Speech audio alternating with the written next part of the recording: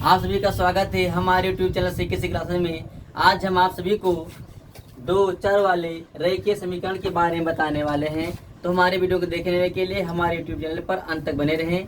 आइए हम बहुत बारीकी तरीके से इस प्रश्न को हल करते हैं और बताते हैं कि किस प्रकार से इस सवाल को हल किया जाता है।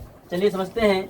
सबसे पहले यहाँ पर आपको दिया गया है 2x - 3 = 7। इसमें विशेष ध्यान आपको ये देखना है कि जो चर होता है उसको चर के साथ हम जोड़ते घटाते हैं और जो अचर होता है उसको मचर के साथ जोड़ते घटाते हैं। जैसे यहाँ पर इस प्रश्न में लिखा हुआ है 2x, तो ये आपका इसमें एक जुड़ा हुआ है, यानी ये आपका ये चर है, और जो इसमें लगा हुआ है 3 माइनस का, ये आपका क्या है, अचर है।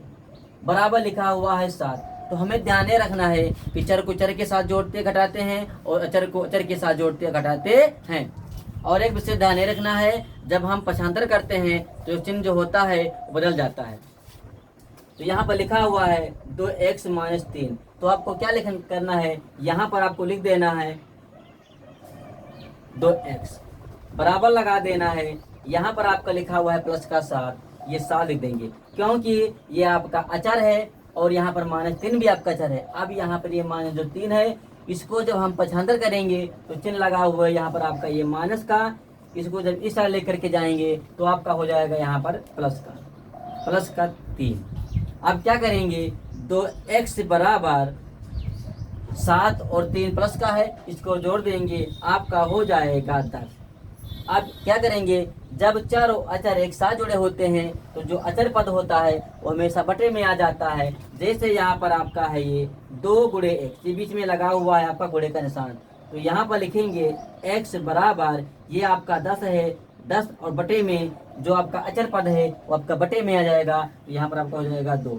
अब इसको हम कटेंगे, 2 का नाम होता है 2, 2 पंचे आपका हो जाएगा यहाँ पर 10, तो x बराबर आपका हो जाएगा 5।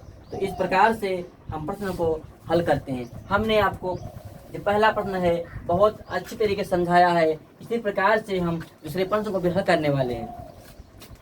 दूसरा प्रश्न आपका है 5x बराबर 3x + 12 आपका है।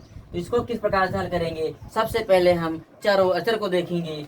यहाँ पर आपका 5x लिखा हुआ है, ये आपका चर है, और यहाँ पर 3x लिखा हुआ है, ये भी आपका चर है। तो चर को चर में जोड़ेंगे और अचर को अचर में जोड़ेंगे। हम आपको बता दें कि चर और अचर किसे कहते हैं। जो आपकी गिनती में लिखा होता है 1 2 3 करके जो अनंत तक लिखा होता है, इसको बोलते हैं अचर, और जो ए से लेकर के जो जड़ तक लिखा होता है उसको बोलते हैं हम चर। ये आपका ये तरीका समझने का।